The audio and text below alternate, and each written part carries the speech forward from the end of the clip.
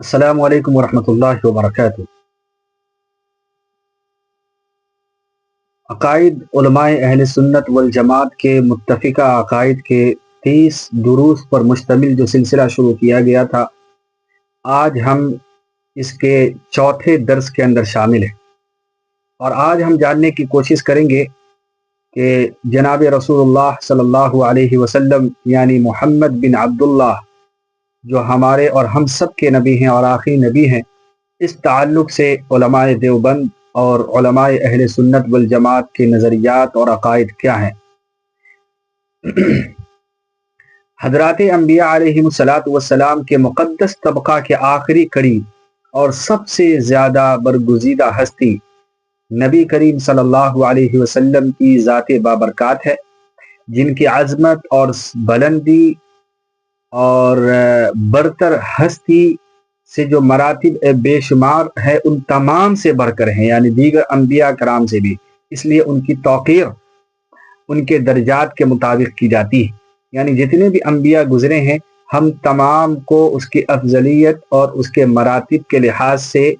ان پر ایمان لاتے ہیں، لیکن ان تمام میں جو سب سے بڑا مقام حاصل ہے وہ پیارے نبی حضرت محمد مصطفیٰ صلی اللہ علیہ وسلم کو حاصل ہے۔ یہ ہے مسلمانوں کا اور علماء دیوبند کا متفق عقیدہ۔ علماء دیوبند کا موقف جو نہایت معتدل ہے، افراط اور تفرید سے پاک ہے۔ یعنی بعض حضرات وہ ہیں جو اللہ کے نبی علیہ السلام کی ذات کو اتنا زیادہ بڑھا دیتے ہیں کہ درجہ الوہیت تک پہنچا دیتے ہیں، اور بعض حضرات وہ ہیں جو جناب نبی کریم صلی اللہ علیہ وسلم کی ذات کو اتنا زیادہ گھٹا دیتے ہیں کہ وہ ایک ادنا انسان کے اندر بھی اللہ کے نبی کو فرق نہیں کر پاتے۔ لہذا علماء دیوبند کا جو متفقہ مسئلہ عقیدہ ہے وہ ان دونوں کے درمیان ہے، اور جن کا جو مقام ہے ان کو ان کے مقام پر ماننا، یہ ہے اعتدالی مسلک اور یہ ہے علماء دیوبند کا عقیدہ۔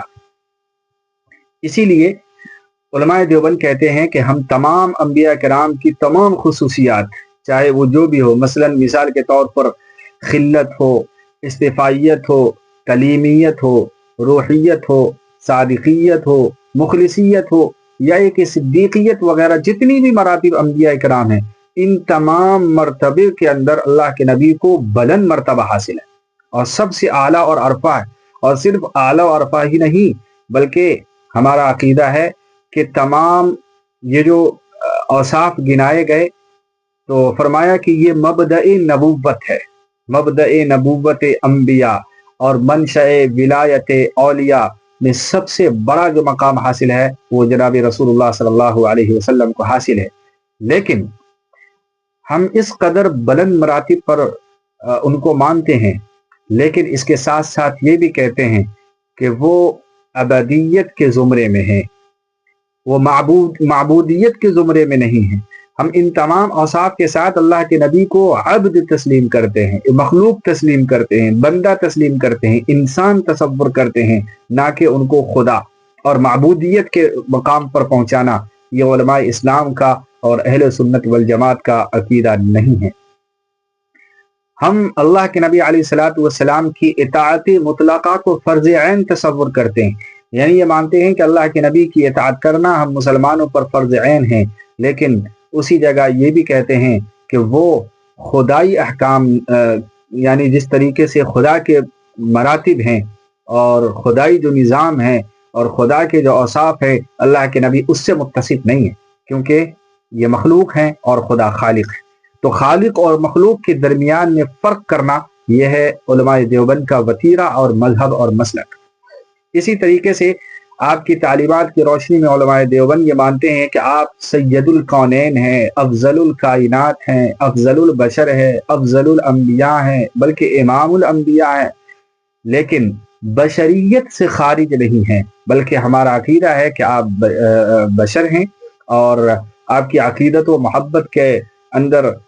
غلو کرتے ہوئے اگر کوئی چاہے کہ آپ کو بشریت سے نکال کر کے اس کو جو ہے الوہیت کے درجے پر پہنچا دے تو ایسا ممکن نہیں ہے۔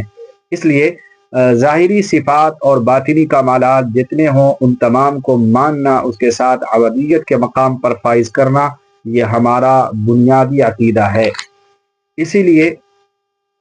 المہند علی المفند کے اندر کے جو الفاظ آئے ہیں وہ جاننے اور سمجھنے کے لائق ہے۔ صفحہ نمبر 8 اور 9 پر موجود ہے کہ اعتقادنا و اعتقاد مشائخنا ان سیدنا و مولانا و حبیبنا و شفیعنا محمد رسول اللہ صلی اللہ علیہ وسلم افضل الخلائق کافہ۔ ہمارا اور ہمارے مشائخ کا عقیدہ یہ ہے کہ ہمارے سردار، ہمارے آقا، ہمارے حبیب اور قیامت میں ہمارے شفیع رسول خدا حضرت محمد صلی اللہ علیہ وسلم تمام مخلوق میں سب سے افضل ہیں اور اللہ کے نزدیک بھی بہت برگزیدہ ہے۔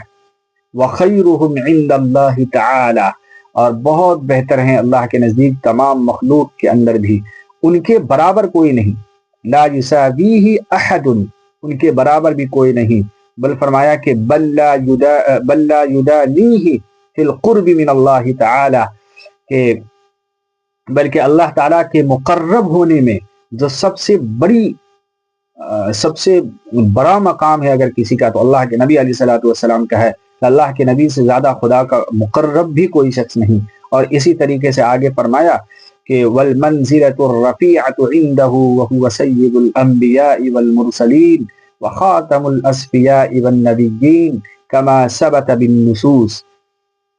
کہ آپ سید الانبیاء اور مرسلین ہیں، خاتم الانبیاء، خاتم الاسفیاء والنبیین ہیں، جیسا کہ نصوص شرعیہ قرآن و حدیث کی روشنی میں صراحت کیا گیا، تو ہم اس پر یقین رکھتے ہیں۔ آگے فرمایا کہ وَهُوَ الَّذِي نَعْتَقِدُهُ وَنُدَيِّنُ اللَّهِ تَعَالَى بِهِ وَقَدْ صَرَّحَ بِهِ مَشَائِخُنَا فِي غَيْرِ تَصَانِيفٍ، اور ہمارا عقیدہ اور ہمارا دین ہے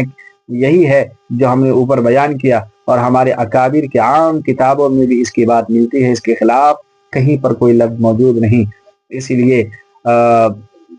کسی شاعر نے کیا خوب منظر کشی کی ہے کہ مجھے کیا علم کیا تم ہو، خدا جانے کہ کیا تم ہو، بس اتنا جانتا ہوں محترم بازد خدا تم ہو۔ رسالت کو شرف ہے ذات اقدس کے تعلق سے، نبوت ناز کرتی ہے کہ ختم الانبیاء تم ہو، تمہارا واسطہ اسعد کہیں بہتر ہے شاہوں سے، کہ ایک ادنا غلام بارگاہ مصطفیٰ تم ہو۔ لہذا ہمارا عقیدہ جو ہے وہ عقیدہ صاف اور ستھرا ہے کہ اللہ کے نبی علیہ الصلوۃ والسلام بشر ہیں اور بشریت کے اعلیٰ مقام پر ہیں، اور ان کے برابر کوئی نہیں، نہ فرشتے، نہ انسان، نہ جنات، بلکہ دنیا کی تمام اللہ نے جن چیزوں کو بھی پیدا کیا ہے اس کائنات کے اندر، ان تمام سے اعلیٰ اور عرفہ مقام اللہ کے نبی علیہ الصلوۃ والسلام کا ہے۔